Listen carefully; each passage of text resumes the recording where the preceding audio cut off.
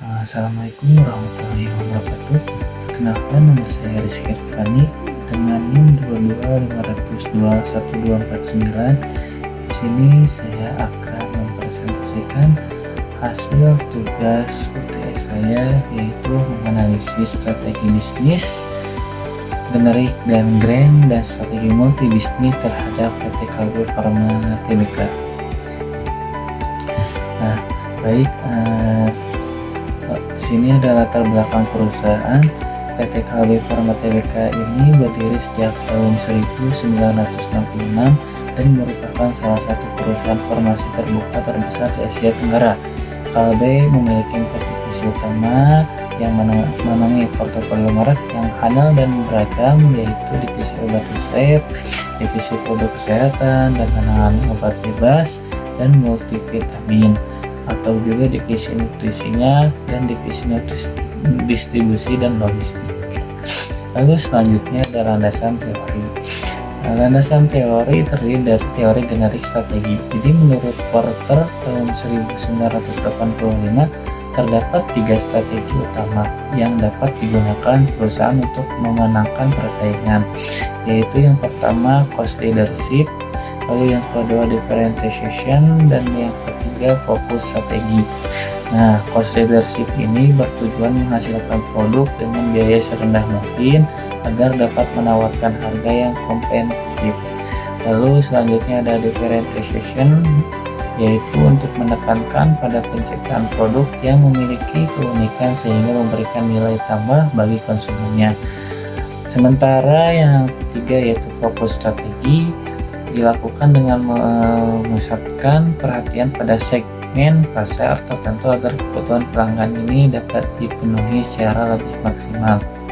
Nah, jadi menurut saya teori generik strategi ini sangat relevan ya, karena digunakan untuk menganalisis PT Kalbe Farma, karena perusahaan tidak hanya berusaha menghasilkan produk yang berkualitas, tetapi juga melakukan inovasi dan memenuhi kebutuhan berbagai segmen konsumsi di bidang kesehatan. Nah, selanjutnya ada grand strategi. Menurut Chris dan Robinson pada tahun 2013, grand strategi ini merupakan strategi utama yang digunakan perusahaan untuk mencapai pertumbuhan dan mempertahankan keunggulan dalam jangka panjang.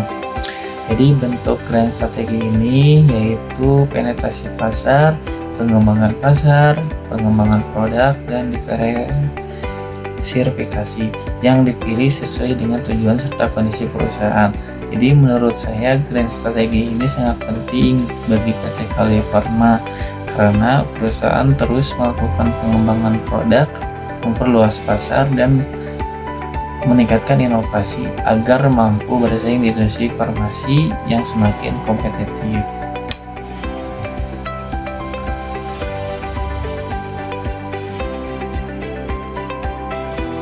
Nah, selanjutnya ada analisis generik strategi ya.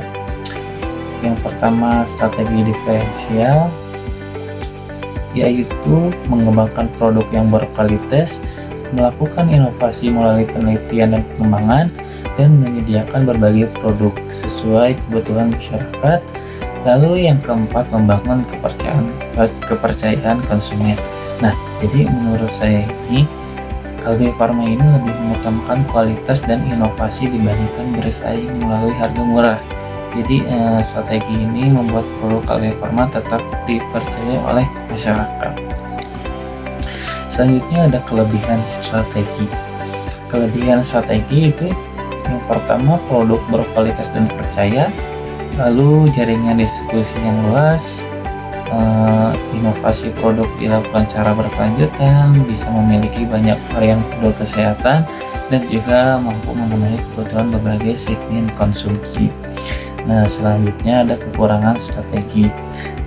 Mungkin ada masih bergantung pada sebagian bahan baku impor, lalu biaya penelitian juga dan pengembangan cukup besar, lalu menghadapi persaingan yang semakin ketat dan perusahaan farmasi nasional maupun internasional. Nah, jadi untuk kesimpulannya berdasarkan hasil analisis yang telah dilakukan dapat disimpulkan bahwa PT Kalbe Farma Tbk ini telah menerapkan strategi bisnis yang tepat dalam menghadapi persaingan di industri farmasi.